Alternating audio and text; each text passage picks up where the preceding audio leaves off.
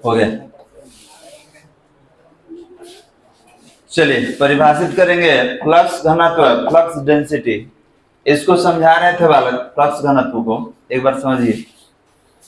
कल बात हो रहा था चुंबकीय फ्लक्स पर कि चुंबकीय फ्लक्स क्या है।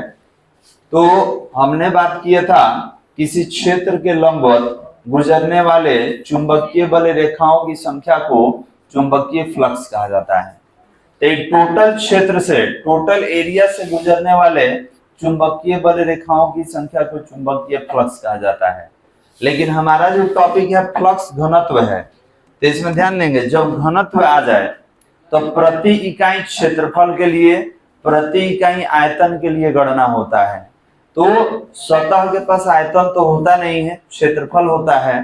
तो आप बोलेंगे कि किसी क्षेत्र के प्रति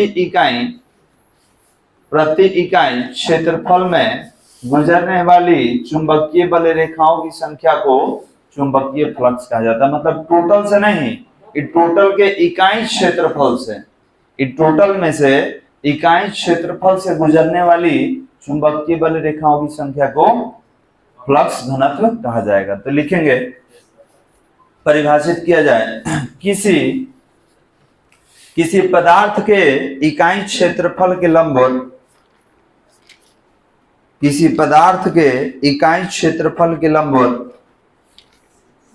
किसी पदार्थ के इकाई क्षेत्रफल के लंबवत गुजरने वाली, इकाई क्षेत्रफल के लंबवत गुजरने वाली चुंबकीय बल रेखाओं की संख्या को, गुजरने वाली चुंबकीय बल रेखाओं की संख्या को, गुजरने वाली चुंबकीय बल रेखाओं की संख्या को, चुंबकीय बल रेखाओं की संख्या को फ्लक्स घनत्व, फ्लक्स घनत्व कहा जाता है। फ्लक्स घनत्व कहा जाता है। इसे वेक्टर बी द्वारा, इसे वेक्टर बी द्वारा सूचित किया जाता है। इसे वेक्टर बी द्वारा सूचित किया जाता है। कैसे सूचित करेंगे? वेक्टर बी से। अब ये बताइए, आपने कहा कि वेक्टर बी जो है ये प्रति इकाई क्षेत्रफल से गुजरने वाला चुंबकीय बल रेखा है जिसको चुंबकीय फ्लक्स कहा जाता है। तो अगर बात करें फाई बी बराबर, तो याद करेंगे कल फाई बी बराबर कितना था? बी डॉट ए था। तो अगर बी निकालेंगे तो क्या होगा? फाई बी अपॉन ए। तो इसका मान अगर रखना हो, इसको कहा जाए कि इसका एसआई मात्रक बताइए, तो याद रखेंगे इसका एसआई मात्रक हम लोग कितना पढ़े थे? टेस्ला मीटर स्क्वायर, जिसको वेबर कहा गया था। और नीचे एरिया है तो एरिया का मीटर स्क्वायर होगा। मीटर स्क्वायर से मीटर स्क्वायर कैंसिल हो जाएगा तो क्या बचेगा? टेस्ला। तो पैराग्राफ चेंज करके लिखेंगे, पैराग्राफ चेंज करके लिखा जाए, फ्लक्स घनत्व, फ्लक्स घनत्व vector B equal to phi B upon A. लिखेंगे फ्लक्स घनत्व B equal to phi upon A. अब इसका ऐसा ही मात्रक और विमीय सूत्र है, ये हो जाएगा। तो इसके नीचे लिखेंगे फ्लक्स घनत्व का एसआई मात्रक, फ्लक्स घनत्व का एसआई मात्रक एवं विमीय सूत्र, फ्लक्स घनत्व का एसआई मात्रक एवं विमीय सूत्र, फ्लक्स घनत्व का एसआई मात्रक एवं विमीय सूत्र। तो देखिए, सबसे पहले हम बात करते हैं एसआई मात्रक पे। एसआई मात्रक पे बात किया जाए तो ये है आपका B बराबर फाई बी अपॉन ए। तो फाई बी का क्या है मात्रक? टेस्ला मीटर स्क्वायर, और क्षेत्रफल का होता है मीटर स्क्वायर। ये कैंसिल हो जाएगा तो टेस्ला, इसको वेबर मीटर इनवर्स टू भी कहा जाता है, कल याद है निकाले थे पीछे। तो ये भी एक इसका मात्रक है। अब विमीय सूत्र पे बात करेंगे। बीमीय सूत्र, डायमेंशनल फॉर्मूला, तो B इक्वल टू, बताइए इसका कितना होता है, इसको चुंबकीय फ्लक्स कहा जाता है, ये होता है ml² T inverse 2 A inverse 1, और क्षेत्रफल जो होता है इसमें लंबाई गुने चौड़ाई होता है, तो लंबाई के लिए L, चौड़ाई के लिए L, L इंटू L, तो देखिए ये L² हो जाएगा और ये इससे कैंसिल हो जाएगा, ये हो गया m T inverse 2 A inverse 1, लिख लेना जल्दी।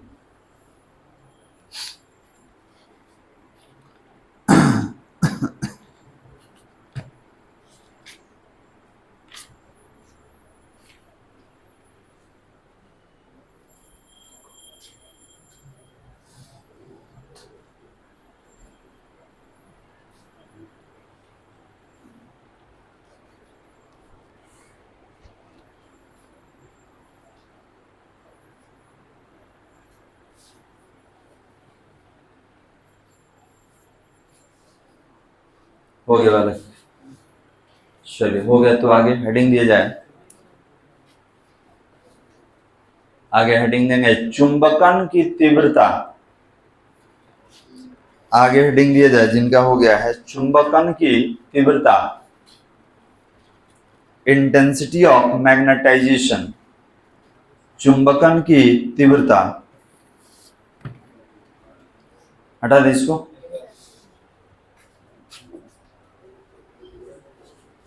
ये होगा आपका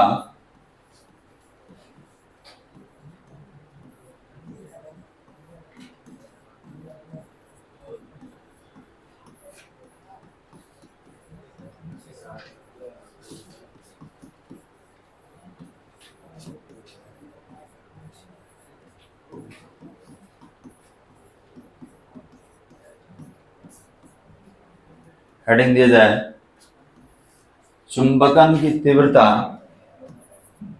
intensity of magnetization, intensity of magnetization, हो गया बालक, लिखेंगे पैराग्राफ चेंज करके, चुंबकीय प्रेरण द्वारा, लिखा जाए चुंबकीय प्रेरण द्वारा किसी, चुंबकीय प्रेरण द्वारा किसी चुंबकित पदार्थ के, चुंबकीय प्रेरण द्वारा किसी चुंबकित पदार्थ के, किसी चुंबकित पदार्थ के प्रति इकाई आयतन में, किसी चुंबकित पदार्थ के प्रति इकाई आयतन में, प्रति इकाई आयतन में उत्पन्न, प्रति इकाई आयतन में उत्पन्न, उत्पन्न परिणामी, उत्पन्न परिणामी चुंबकीय द्विध्रुव घूर्ण, उत्पन्न परिणामी चुंबकीय द्विध्रुव घूर्ण, चुंबकीय द्विध्रुव घूर्ण उस पदार्थ की, चुंबकीय द्विध्रुव घूर्ण उस पदार्थ की, उस पदार्थ की चुंबकन की तीव्रता, उस पदार्थ की चुंबकन की तीव्रता, चुंबकन की तीव्रता कहलाता है, उस पदार्थ की चुंबकन की तीव्रता कहलाता है। इसे वेक्टर आई द्वारा, इसे वेक्टर आई द्वारा सूचित किया जाता है, इसे वेक्टर आई द्वारा सूचित किया जाता है, इसे वेक्टर आई द्वारा सूचित किया जाता है। देखिए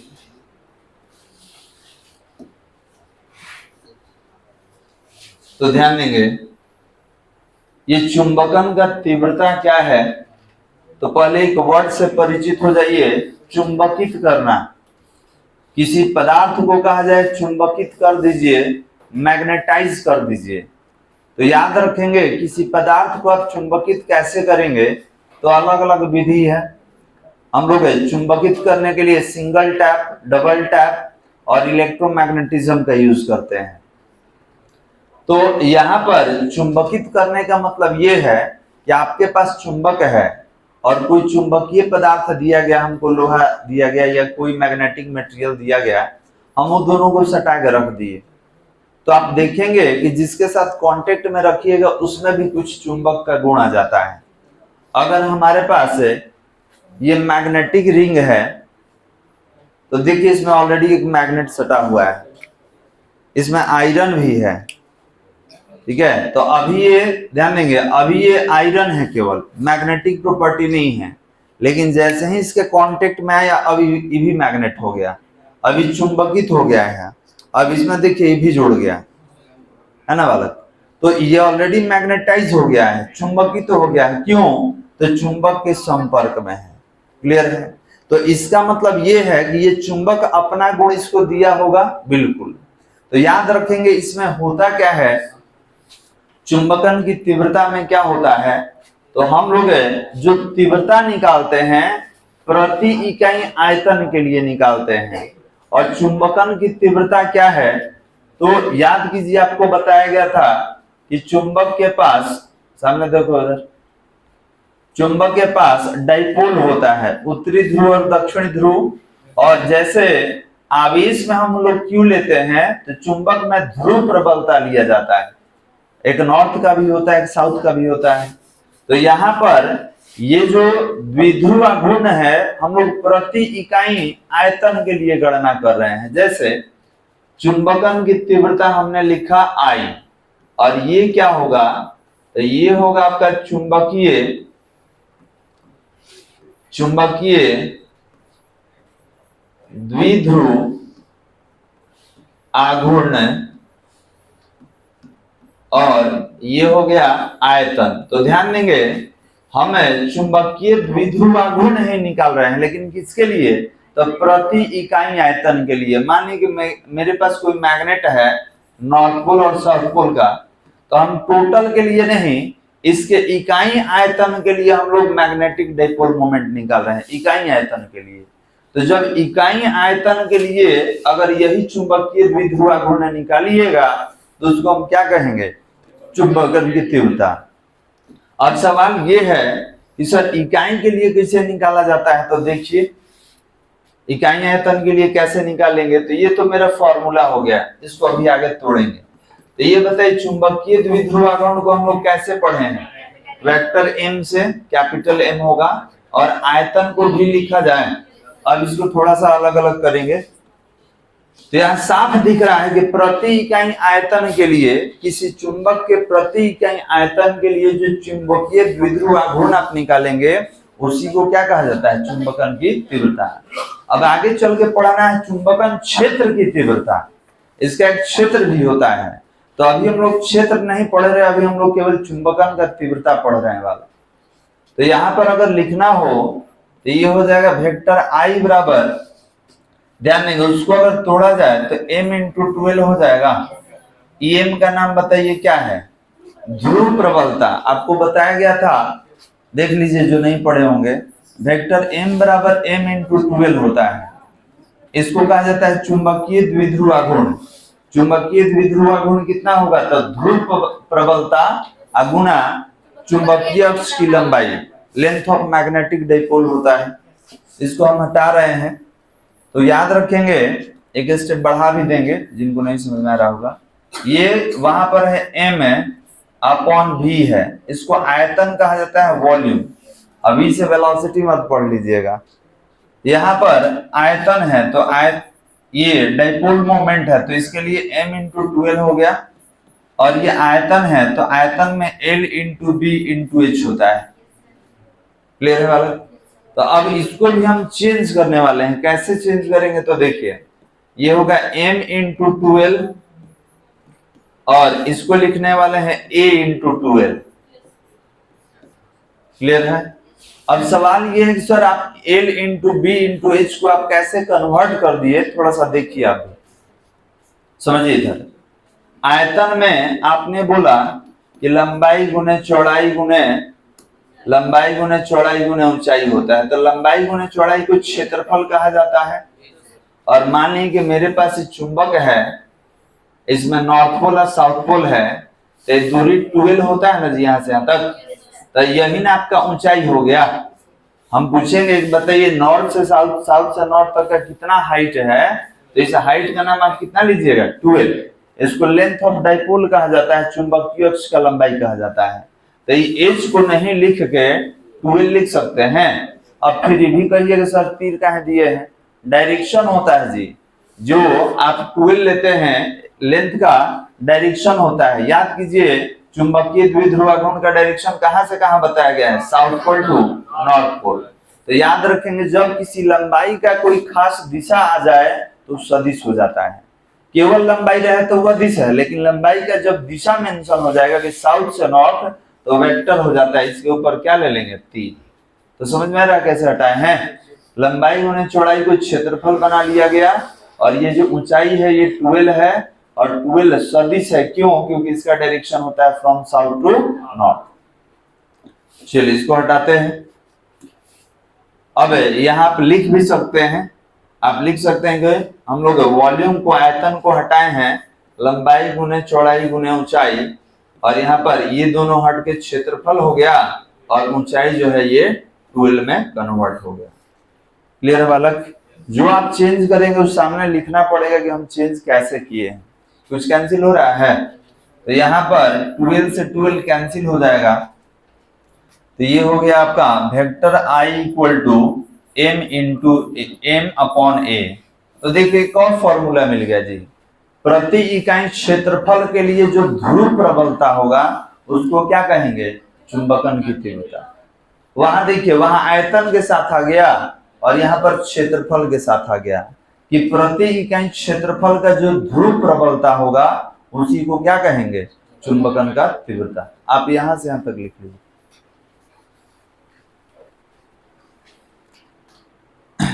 इसमें इक्वेशंस भी दिया गया है, इक्वेशन 1 कर लेंगे, इसको 2 कर लेंगे।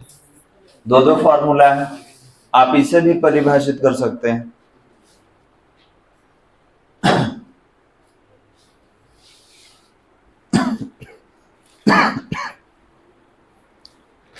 लीजिए किसका है,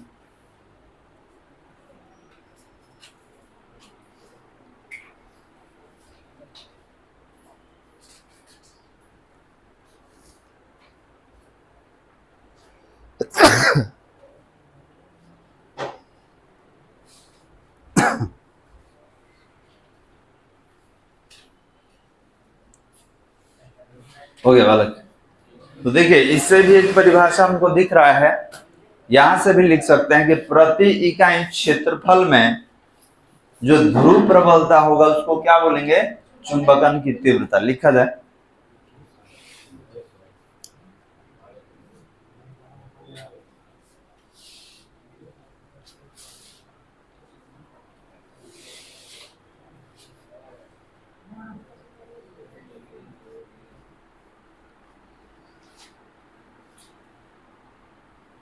बोला जाए,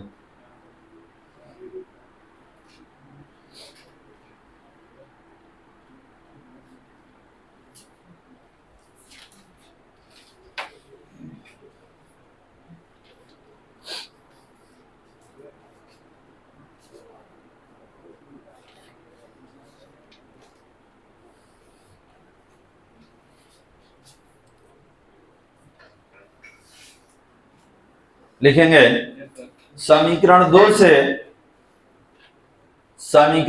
से हम कह सकते हैं कि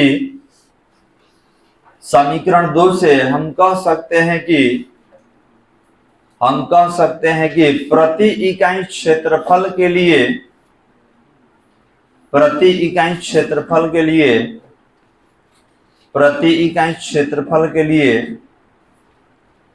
उत्पन्न ध्रुव प्रबलता, प्रति इकाई क्षेत्रफल के लिए उत्पन्न ध्रुव प्रबलता चुंबकन का तीव्रता कहलाता है। उत्पन्न ध्रुव प्रबलता चुंबकन का तीव्रता कहलाता है, चुंबकन का तीव्रता कहलाता है। हो गया बालक। अब ये बताइए कि सदिश राशि है कि अदिश राशि है, सदिश है, देखिए इस पे ऑलरेडी आपको एरो दिख रहा है। चलिए तो पैराग्राफ चेंज करके लिखा जाए। पैराग्राफ चेंज करके लिखेंगे, चुंबकन की तीव्रता, चुंबकन की तीव्रता एक सदिश राशि है। चुंबकन की तीव्रता एक सदिश राशि है, एक सदिश राशि है। इसका दिशा, इसका दिशा चुंबकीय अक्ष की लंबाई की ओर, इसका दिशा चुंबकीय अक्ष की लंबाई की ओर होता है। इसका दिशा चुंबकीय अक्ष की लंबाई की ओर होता है। तो बताइए चुंबकीय अक्ष का लंबाई कहां से कहां होता है? South to north. तो यहाँ पे ये भी कह सकते हैं कि दक्षिण से उत्तर की ओर होगा, या ये भी कह सकते हैं कि जिधर 12 का डायरेक्शन होगा उधर ही होगा। तो 12 का डायरेक्शन कहां से कहां होता है? From south to north. Clear है बालक? चलिए अब इसका ऐसा ही मात्रक विमीय सूत्र निकालना है। तो नोट में लिख लेंगे, नोट नंबर 1 करके लिखा जाए, चुंबकन की तीव्रता का एसआई मात्रक, चुंबकन की तीव्रता का एसआई मात्रक एवं विमीय सूत्र, चुंबकन की तीव्रता का एसआई मात्रक एवं विमीय सूत्र। तो बताया जाए कि इसका हम लोग एसआई मात्रक है किस फॉर्मूले से निकाले? 1 से 2 से, आप किसी से निकाल सकते हैं, उससे भी निकाल सकते हैं, इससे भी निकाल सकते हैं। तो एसआई मात्रक निकालना है बालक। तो यहाँ पे सबसे पहले बात किया जाए एसआई मात्रक का। तो एसआई मात्रक में देखिए I इक्वल टू, आप बोलेंगे कि M है और नीचे V है, आयतन वॉल्यूम। तो यहाँ पर M के लिए हम लोग कितना पढ़े याद है? M के लिए कितना था बालक? एम्पियर मीटर स्क्वायर था। और आयतन का मीटर क्यू होता है, इसमें 3 लेंथ होता है LBH। तो यहाँ पर स्क्वायर है, यहाँ पर क्यू है, तो कैंसिल हो जाएगा ना जी। तो ये होगा एम्पियर, नीचे हो जाएगा मीटर, ये होगा एम्पियर मीटर इनवर्स 1 हो गया। अब इसका विमीय सूत्र निकालना है, निकाल लेंगे। विमीय सूत्र, तो I equal to M upon volume, चुंबकीय द्विध्रुव आघूर्ण कहा जाता है M को, और नीचे क्या है आपका? आयतन है। तो ये बताइए, डायरेक्ट यहीं से निकाल लेते हैं। यहाँ पर ये हो जाएगा A, करंट के लिए विमीय सूत्र, और मीटर लंबाई का होता है तो L इनवर्स 1। अच्छा एक चीज और है, जो आप A लिख रहे हैं इसको I से भी लिखा जाता है, ठीक है। इलेक्ट्रिक करंट के लिए विमीय सूत्र A से या I से, तो ये हो जाएगा I L इनवर्स 1, दोनों लिख लेंगे। लिखा जाएगा।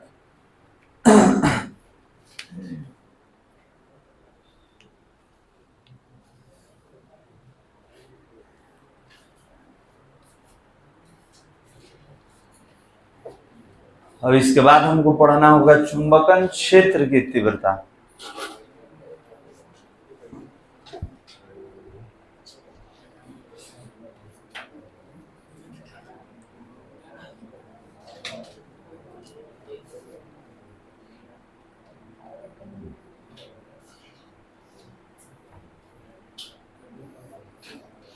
हो गया बालक? ये लिख लिए, आगे हेडिंग दिया जाए। आगे हेडिंग देना होगा चुंबकन,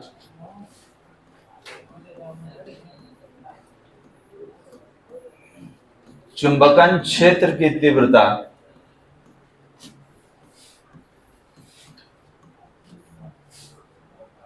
इसको बोलेंगे intensity of, intensity of magnetizing field, intensity of magnetizing field, intensity of magnetizing field.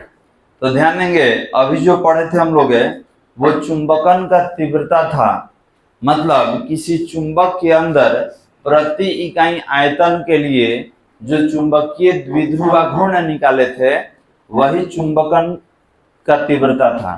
अब कह रहा है क्षेत्र का तीव्रता बताइए, तो इसका मतलब बल कौन लगाएगा? क्षेत्र लगाएगा, ठीक है। और क्षेत्र जब बल लगाएगा तो बल का परिमाण ज्यादा है कि कम है, इसको समझने के लिए हम लोग चुंबकन क्षेत्र का तीव्रता पढ़ते हैं। अब देखिए क्या होता है, थोड़ा डायग्राम के माध्यम से समझिए। हमने बोला कि हमारे पास ध्यान देंगे, हमारे पास कोई चार्ज है और ये जो चार्ज पार्टिकल है वो अनियमित रूप से गतिशील है। तो इसमें देखिए मैग्नेटिक फील्ड बनता कैसे है बालक?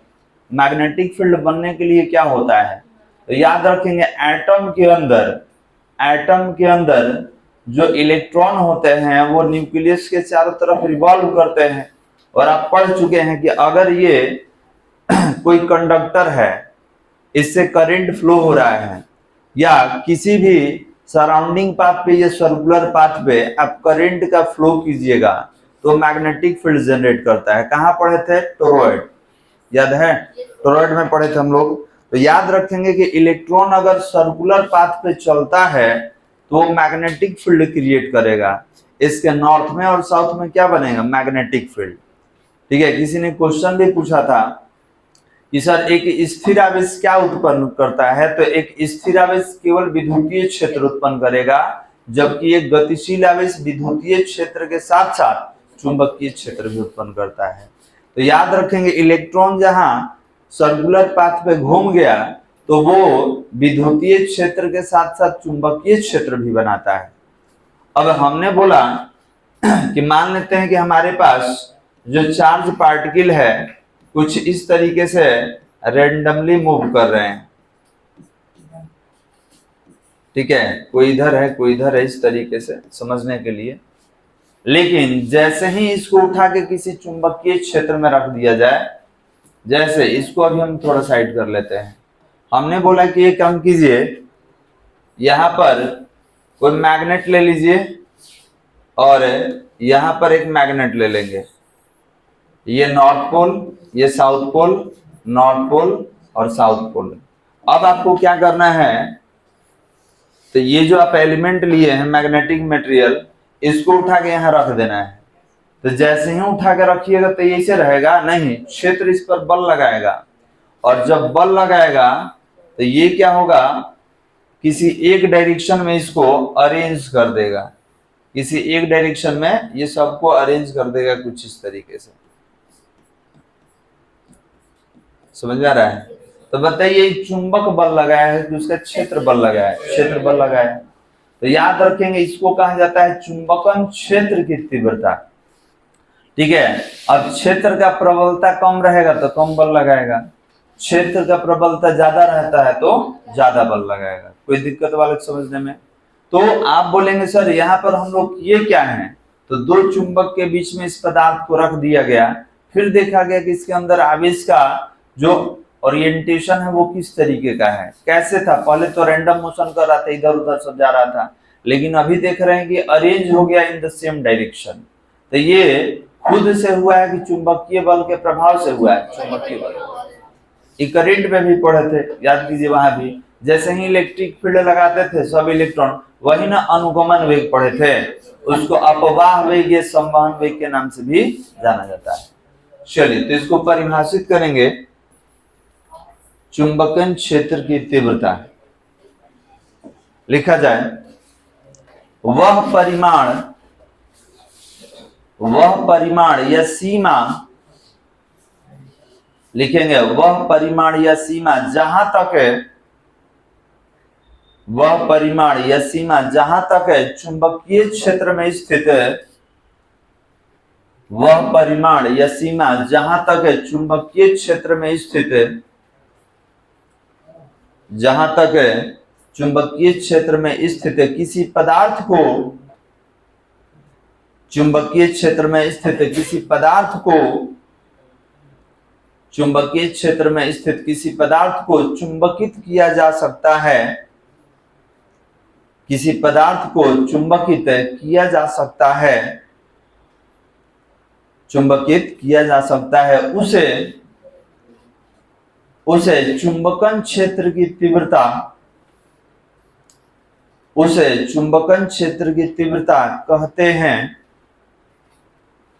उसे चुंबकन क्षेत्र की तीव्रता कहते हैं, उसे चुंबकन क्षेत्र की तीव्रता कहते हैं। इसे वेक्टर H द्वारा, इसे वेक्टर H द्वारा सूचित किया जाता है, इसे वेक्टर H द्वारा सूचित किया जाता है, इसे वेक्टर H द्वारा सूचित किया जाता है। हो गया बालक। अब ये होगा कितना,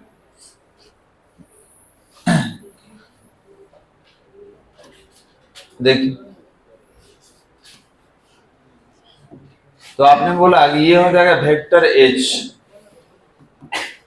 तो ये जो होता है बालक, ये होता है B naught upon mu naught.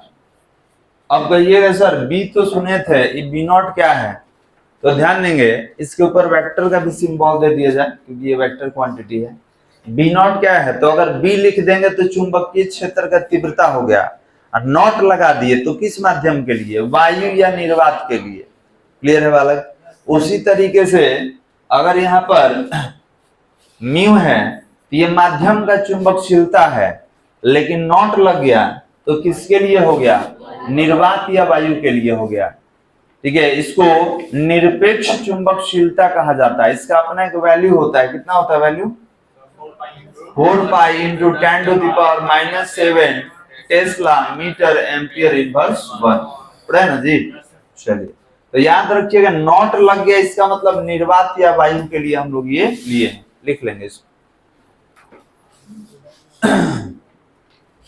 अब इसका एसआई मात्रक और विमीय सूत्र हम निकाल लेंगे।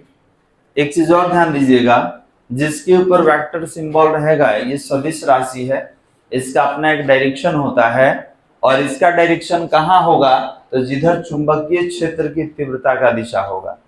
देखिए इसके ऊपर वेक्टर हम क्यों दिए हैं, ये समझने के लिए कि इसका डायरेक्शन वही होगा जो चुंबकीय क्षेत्र की तीव्रता का डायरेक्शन होगा।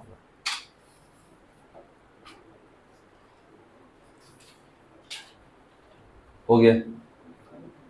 चलिए इसका ऐसा ही मात्रक विमीय सूत्र निकाल लिया जाए। लिखेंगे, नोट करके लिख लिया जाए, नोट करके लिखेंगे, चुंबकन क्षेत्र की तीव्रता का एसआई मात्रक, चुंबकन क्षेत्र की तीव्रता का एसआई मात्रक एवं विमीय सूत्र, चुंबकन क्षेत्र की तीव्रता का एसआई मात्रक एवं विमीय सूत्र। तो देखिए एसआई मात्रक से स्टार्ट करते हैं। यहां पे निकालना है एसआई मात्रक। तो ये बताइए कि ये H है, vector H equal to B naught है अपॉन म्यू नॉट। ये बताइए बालक कि B के लिए क्या पढ़े हम लोग, तो टेस्ला पढ़े हैं, और इसके लिए क्या पढ़े हैं, तो टेस्ला मीटर एम्पियर इनवर्स 1। अभी आप बताएं इसके बारे में। यहाँ टेस्ला से टेस्ला कैंसिल हो जाएगा, तो दोनों को कहाँ भेज दिया जाए, ऊपर। तो ये इनवर्स में है तो ऊपर पॉजिटिव हो गया, और ये आपका इनवर्स में, तो ये हो गया एम्पियर मीटर इनवर्स 1। अब विमीय सूत्र उसी से निकाल दीजिए। अगर इसका विमीय सूत्र निकालना हो तो ध्यान देंगे, वेक्टर H इक्वल टू ए के लिए तो ए ही हो जाएगा क्योंकि करंट का है, और वहां पर मीटर है तो मीटर क्या होता है, मीटर किसका मेजरमेंट करेगा, लेंथ का, तो ये हो जाएगा L इनवर्स 1। इसको I L इनवर्स 1 भी हम लोग कह सकते हैं। हो गया अलग। अब देखिए तो ये किसी के जैसा दिख रहा है जो पीछे हम लोग निकाले हैं। अभी निकाले थे हम लोग चुंबकन का तीव्रता, याद है, I वाला, ये बिल्कुल उसी के तरीके का है। आगे बढ़ा जाए बालक, जल्दी लिखिए। अगला टॉपिक का नाम है धारणशीलता। Retentivity,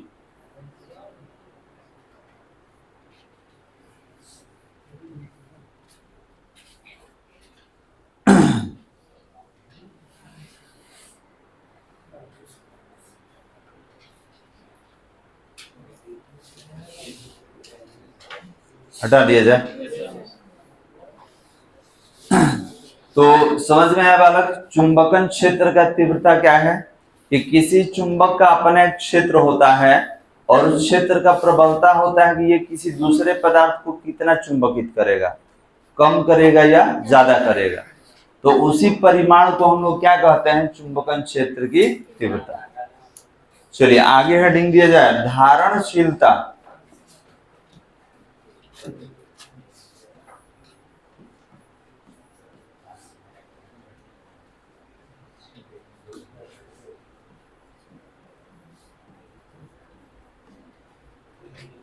धारणशीलता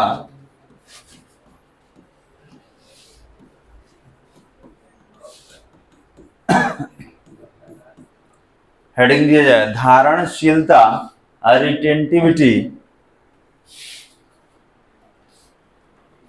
retentivity, धारणशीलता। तो देखिए नाम से ही समझ में आ रहा है कि धारण करने का जो क्षमता होगा उसी को धारणशीलता कहा जाएगा। अब सवाल ये है कि सर क्या धारण करना है और कितना धारण करना है। चलिए समझते हैं।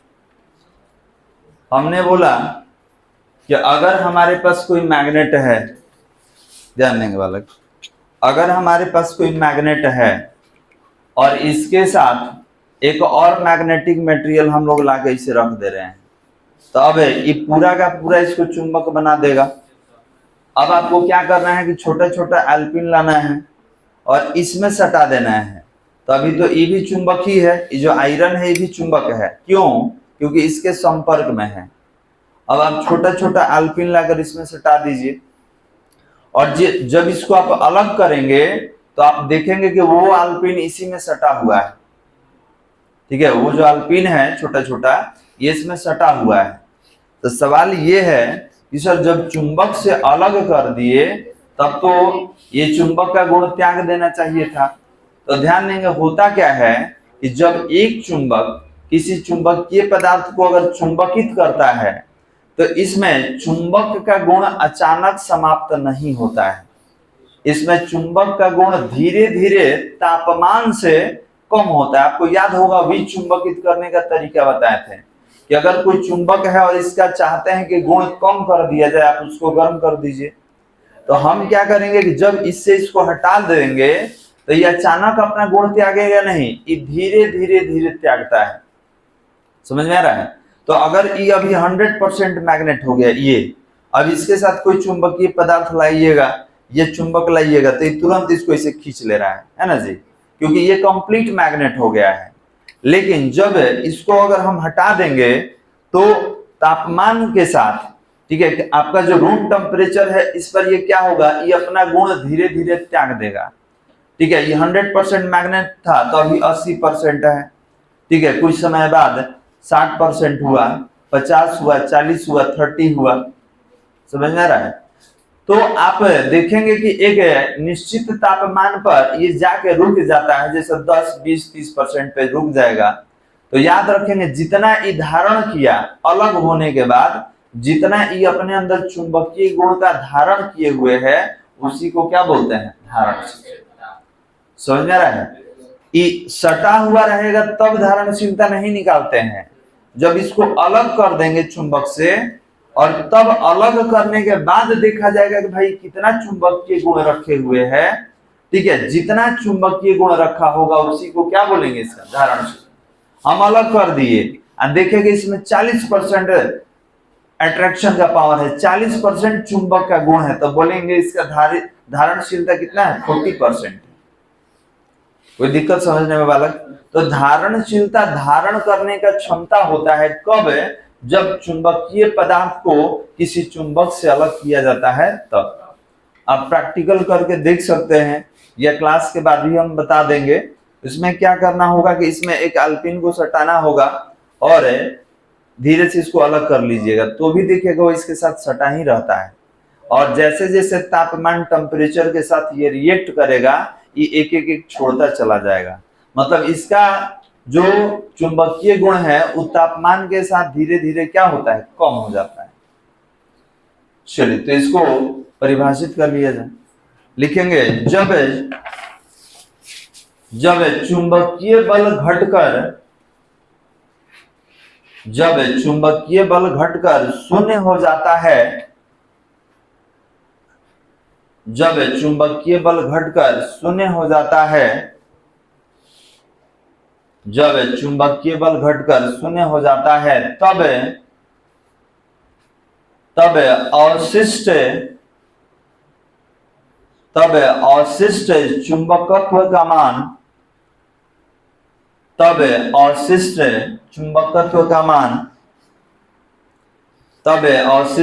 चुंबकत्व का मान धारणशीलता कहलाता है। तब अवशिष्ट चुंबकत्व का मान धारणशीलता कहलाता है। तब अवशिष्ट चुंबकत्व का मान धारणशीलता कहलाता है।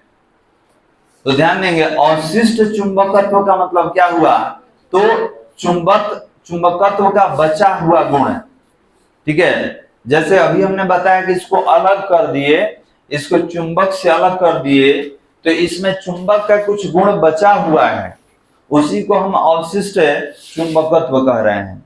तो जो बचा हुआ रहेगा उसी को क्या बोलेंगे, इसका धारणशीलता। कोई दिक्कत बालक? चलिए हेडिंग दिया जाए। अब ये तो गुण है जी, अब कहेगा इसका बीमीय सूत्र निकाल दीजिए। ये भौतिक राशि नहीं है, इसका गुण है। ठीक है, धारण करने का गुण है। तो इस गुण के लिए हम लोग कोई बीमीय सूत्र मात्रक नहीं लिखते हैं, क्योंकि ये एक तरह का गुण है। भौतिक राशि रहता तो इसका भी मात्रक बीमीय सूत्र लिखते हैं। हेडिंग दिया जाए, हेडिंग देंगे चुंबकशीलता। हेडिंग दिया जाए चुंबकशीलता, या इसको हटा दे रहे हैं।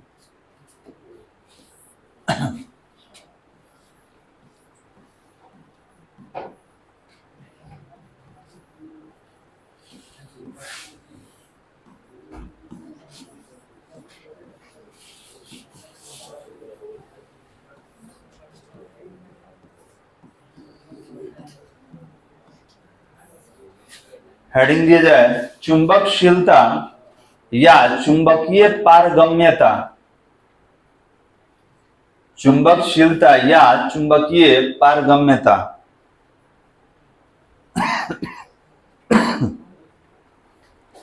ओके बालक, इसको आप केवल परमिएबिलिटी भी कह सकते हैं और मैग्नेटिक परमिएबिलिटी भी कहा जाता है।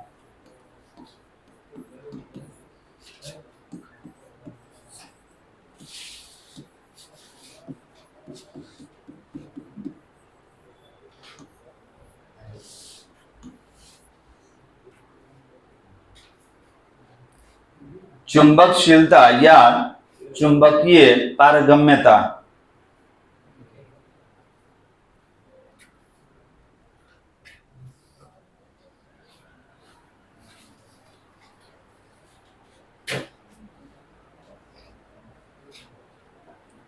हो गया अलग। चलिए परिभाषित किया जाए। लिखेंगे वह परिमाण या सीमा, वह परिमाण या सीमा जहां तक वह परिमाण या सीमा जहां तक चुंबकीय बल रेखाएं, वह परिमाण या सीमा जहां तक चुंबकीय बल रेखाएं, जहां तक चुंबकीय बल रेखाएं किसी पदार्थ में, जहां तक चुंबकीय बल रेखाएं किसी पदार्थ में प्रवेश कर जाती हैं, किसी पदार्थ में प्रवेश कर जाती हैं, किसी पदार्थ में प्रवेश कर जाती हैं, हो गया, उसे पदार्थ की चुंबकशीलता, उसे पदार्थ की चुंबकशीलता कहा जाता है। उसे पदार्थ की चुंबकशीलता कहा जाता है। उसे पदार्थ की चुंबकशीलता कहा जाता है। इसे म्यू द्वारा सूचित किया जाता है। इसे म्यू द्वारा सूचित किया जाता है। इसे म्यू द्वारा सूचित किया जाता है। कैसे सूचित करेंगे? म्यू से। हो गया बालक। अब देखिए ये है क्या, इसको समझते हैं। तो याद कीजिए चैप्टर नंबर 1 पढ़े थे, तो वहां पे हम लोग पढ़े थे विद्युतशीलता। क्लियर है? तो विद्युतशीलता क्या था, याद है? बोलिए।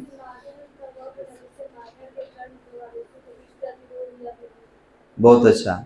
तो ध्यान देंगे, विद्युतशीलता उसको हम लोग परमिटिविटी पढ़े थे।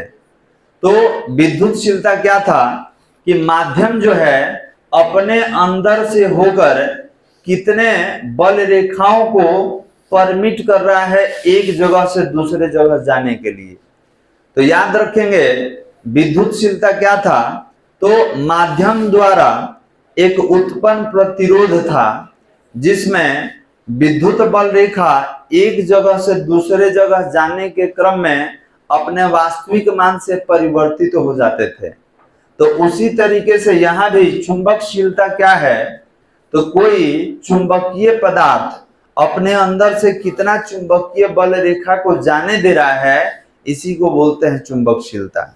जैसे ध्यान देंगे, हमारे पास कोई चुंबकीय पदार्थ है, एक ये ले लिए और एक यहां पर ले लिए।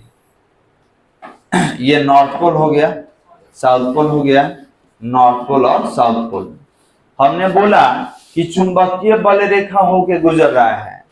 तो यहां पर देखा गया कि चुंबकीय बल रेखा नॉर्थ से साउथ चलता है ना जी बाहर, और अंदर कहां चलता है? साउथ से नॉर्थ। तो आपने बोला कि सर इधर से इधर जाएगा, इधर से इधर भी आएगा, कुछ इस तरीके से। तो यहां पर डायरेक्शन क्या है? From south to north. तो अब देखिए एक वही चुंबक हो गया, एक यहां बगल में ले रहे हैं। अब बताइए कि यहां पर चारों कहां से होकर गुजरा है? तो आप कहेंगे कि सर ये चुंबकीय पदार्थ के अंदर से गुजरा है। तो हमको ये बताइए अपने अंदर से कौन चुंबक ज्यादा बल रेखा को जाने दे रहा है? आप बोलेंगे यही वाला। तो याद रखेंगे अपने अंदर से होकर ये चुंबकीय बल रेखाओं को अधिक तरीके से पास करा रहा है, इसका प्रबलता ज्यादा है, तो बोलेंगे कि सर इसका चुंबकशीलता ज्यादा है।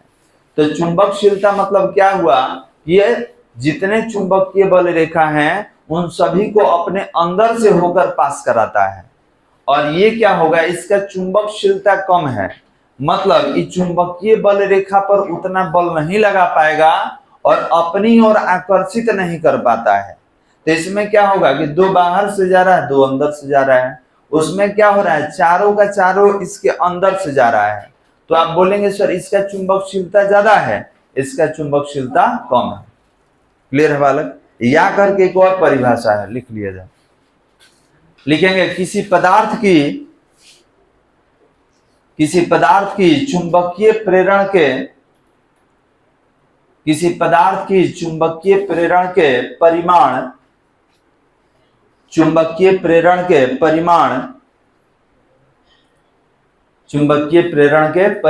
तथा चुंबकन क्षेत्र की तीव्रता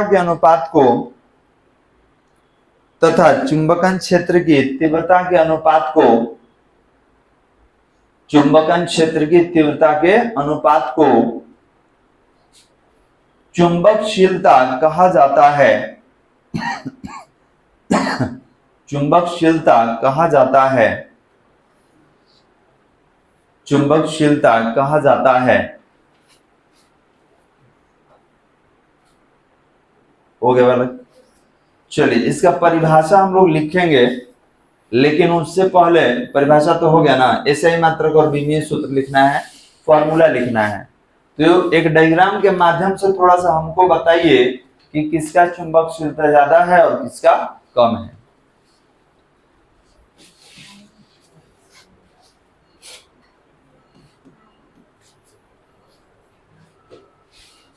तो देखिए यहाँ पर पहला चुंबक, दूसरा और ये तीसरा, 3 ले लिए।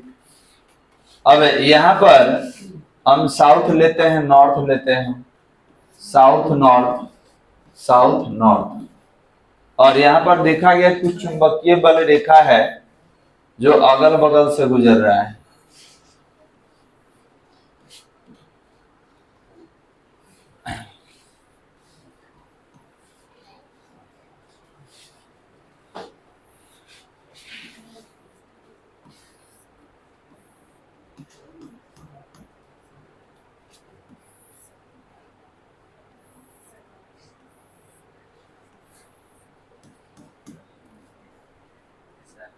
किसका चुंबकशीलता ज्यादा है, किसका बहुत कम है, ना के बराबर।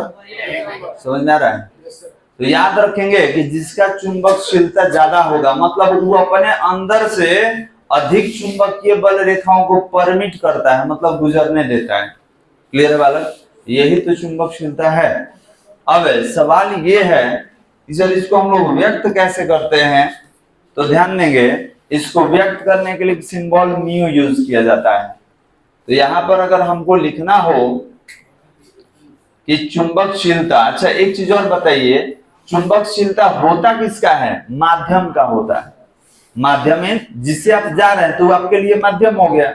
आप हवा में जाएंगे तो हवा माध्यम है, आप चुंबक में जाइएगा तो चुंबक आपका माध्यम हो गया। तो ये माध्यम का चुंबकशीलता होता है। और याद रखेंगे विद्युतशीलता भी पढ़े थे तो किसका होता है? माध्यम का होता है। तो यहाँ चुंबकशीलता अगर लिखा जाए म्यू, तो ये क्या होगा? तो ये होगा चुंबकीय प्रेरण, और नीचे क्या होगा? चुंबकन क्षेत्र की तीव्रता।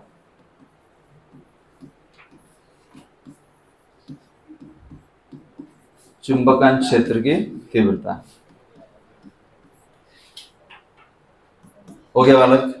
अब बताइए चुंबकीय प्रेरण है और चुंबकन क्षेत्र की तीव्रता। तो अभी आपको इसका नोटेशन बताए थे, इसका हो जाएगा बी और इसका हो जाएगा एच, ये ना पढ़ा था जी।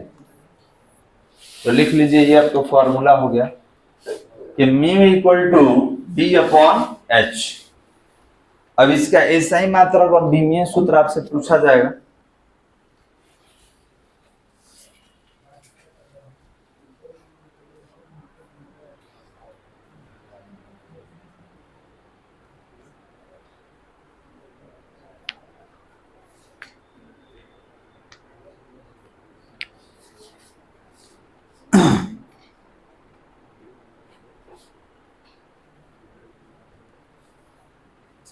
कोई दिक्कत बालक समझने में?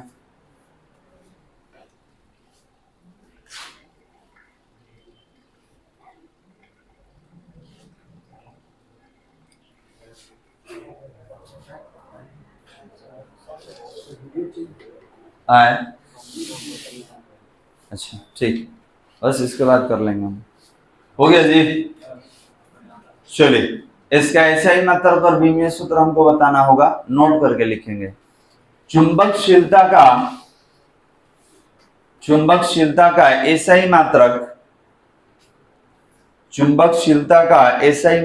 एवं विमीय सूत्र,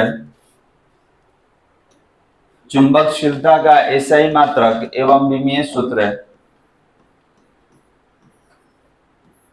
एसआई मात्रक एवं विमीय सूत्र देखिए तो mu equal to B upon H है। तो ये बताइए कि बी के लिए आप क्या लिखे हैं? टेस्ला। और इसके लिए एम्पियर मीटर इनवर्स 1 लिखे हैं, और जस्ट पीछे हमने पढ़ा है।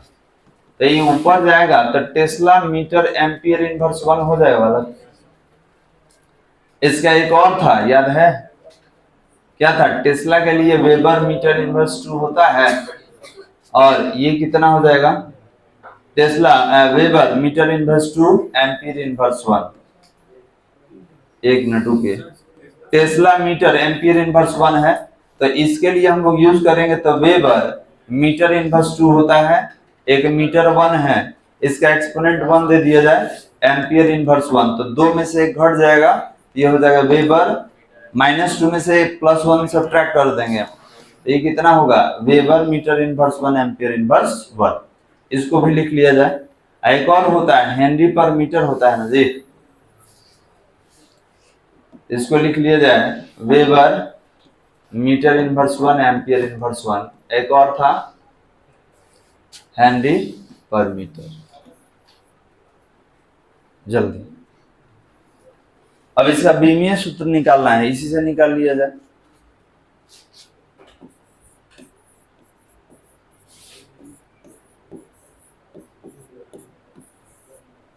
बीमीय सूत्र, तो ये बताइए ऊपर लिखा है टेस्ला, तो अभी आपको चुंबकीय क्षेत्र की तीव्रता के लिए हम लोग बीमीय सूत्र निकाले थे फ्लक्स घनत्व में, कितना था mt इनवर्स 2 a इनवर्स 1, याद है।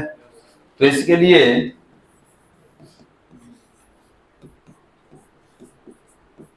लिए हम लोग लिखे थे mt इनवर्स 2 a इनवर्स 1, और इसका क्या होता है तो a l इनवर्स 1। अभी पीछे निकालें, देखिए यहां से भी बोल सकते हैं कि ये a हो गया और मीटर जो है लेंथ का होता है। अब क्या लिख सकते हैं वाला, तो ये लिख सकते हैं ml, ये माइनस से ऊपर जाके प्लस हो जाएगा t इनवर्स 2, और a नीचे भी है और ऊपर भी है, नीचे पॉजिटिव है ऊपर निगेटिव, तो नीचे से ऊपर जाके एक और बढ़ जाएगा, ये हो जाएगा a inverse 2, ml t inverse 2 a inverse 2 लिख लिया जाएगा। तो ये सारा फॉर्मूला आप याद रखिएगा, विशेष रूप से आपके एग्जाम में ऑब्जेक्टिव वगैरह में बहुत बार पूछा गया है।